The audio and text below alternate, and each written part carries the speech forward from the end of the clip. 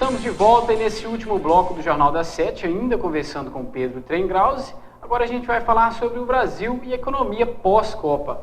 Pedro, você deu uma palestra lá durante o Mundial na Rússia. Como foi o contexto dessa palestra? Uma conferência que já é tradição, foi também organizada aqui no Brasil em 2014, que é um evento do mestrado que a FIFA organizou em 3 países diferentes. Então eram 4 meses na Inglaterra, 4 na Itália e 6 na Suíça.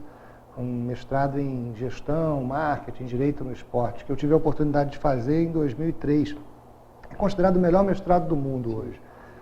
E toda a Copa do Mundo serve para que eles organizem um evento de educação continuada, para que todo mundo se atualize com os temas mais relevantes, os temas mais atuais, mais significativos. E esse foi o evento, então, um dos eventos que eu participei lá em Moscou, foi no dia 29 de junho.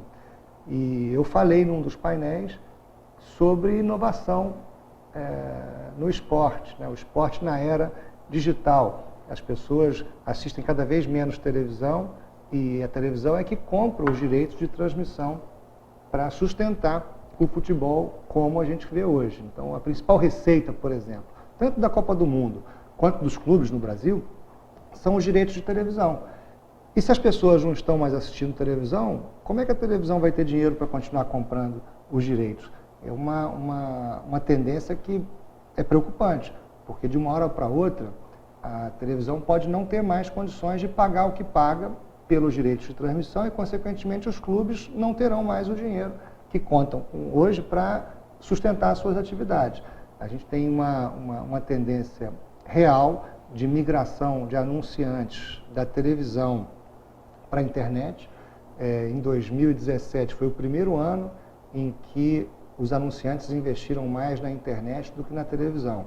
Foram 200 e poucos bilhões de dólares na internet e 190 bilhões de dólares na televisão. E essa é uma tendência que, enfim, se apresenta para os próximos anos também. O gráfico mostra o investimento na internet subindo e o investimento na televisão já em declínio.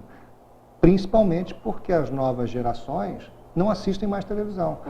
Pedro, e o que você ouviu falar do Brasil lá fora durante essa Copa? Todo mundo achava que o Brasil ia ser hexacampeão. Essa foi a coisa que eu mais escutei, seja dos brasileiros que estavam lá, seja dos outros torcedores dos outros países. Todo mundo levava muita fé no Brasil, né? Eu acho que se eu tivesse que ressaltar uma das coisas que eu mais ouvi sobre o Brasil lá fora, foi, sem dúvida nenhuma, hexacampeão. Pedro, você tem alguns posicionamentos sobre gestão em futebol.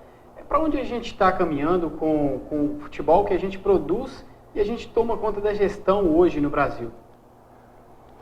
Bom, primeiro, o Brasil tem várias realidades diferentes, né? Não dá para comparar a realidade do Atlético, do Cruzeiro, com a realidade do Democrata. A grande maioria dos clubes no Brasil, 90% dos clubes no Brasil, jogam só 4 meses por ano e fecham as portas no resto do ano. Isso não pode dar certo. Não pode dar certo.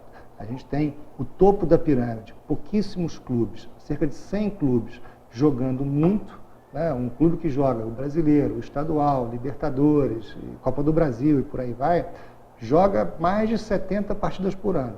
Para dar uma ideia, na Europa o clube que joga mais joga 50. Então a gente tem pelo menos 20 datas a mais nesse topo da pirâmide. E na base joga em média 19 datas. Então imagina um clube que precisa de receita, precisa de atividade, né? Jogando só 19 vezes por ano. É o caso de um clube como o Democrata. Eu acho que a primeira coisa que é fundamental pensar na hora de falar sobre o futebol brasileiro é definir que futebol brasileiro a gente está falando, porque os desafios, as oportunidades e os problemas desse número pequeno de clubes que joga muito são muito diferentes das dificuldades, desafios e oportunidades dessa maioria dos clubes que joga muito pouco, né? A gente precisa encontrar um caminho para garantir atividade o ano inteiro para esses clubes que precisam jogar mais, ao mesmo tempo garantir que aqueles que jogam muito joguem melhor. Porque quando você tem uma oferta em abundância, a tendência é a desvalorização do produto. né? As pessoas, quando sabem que tem um clássico a cada mês, ela não valoriza tanto aquele clássico quanto se fosse uma vez por ano, uma vez a cada semestre. Quer dizer, quanto mais se oferta um determinado produto, maior é a tendência que ele se desvalorize. Não por acaso, a média de público do futebol brasileiro tem caído, né? A gente tem estádios maravilhosos que foram construídos e reformados para a Copa do Mundo, vazios. Isso só se explica justamente pela oferta demasiada de jogos que não valorizam o produto. Porque quando o jogo é relevante, quando é aquela final, quando vale alguma coisa, tem gente do lado de fora saindo pelo ladrão querendo um ingresso para assistir o jogo. Então, público tem, quando a partida é relevante. Só que a grande maioria dessas 70 partidas hoje são irrelevantes. E por isso as pessoas não vão assistir. Essa lógica do calendário do futebol brasileiro, ela é fundamental para que se possa reorganizar a gestão dos clubes. Porque como é que se poderia esperar uma gestão de excelência num clube como o Democrata se ele não tem atividade, ele não tem com quem jogar?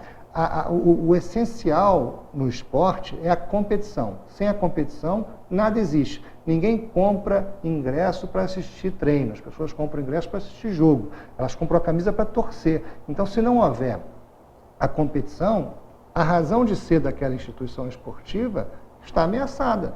É o que acontece com esses clubes que não jogam o ano inteiro. Eles têm lá uma competição muito curta, geralmente o estadual, e fecham as portas no resto do ano. Clube que não entra em campo não tem torcida. E se não entra em campo, não tem receita. Se não tem receita, não tem atividade. Então, a gente está vivendo hoje uma atrofia dessa base da pirâmide que é muito ruim para o futebol brasileiro como um todo, porque a gente perde muita capilaridade para desenvolver os nossos talentos, né? Basta lembrar que o Ronaldo, fenômeno, saiu do São Cristóvão, o Romário, lá do Olaria, e quantos outros saíram o Ziquita saiu aqui de Valadares.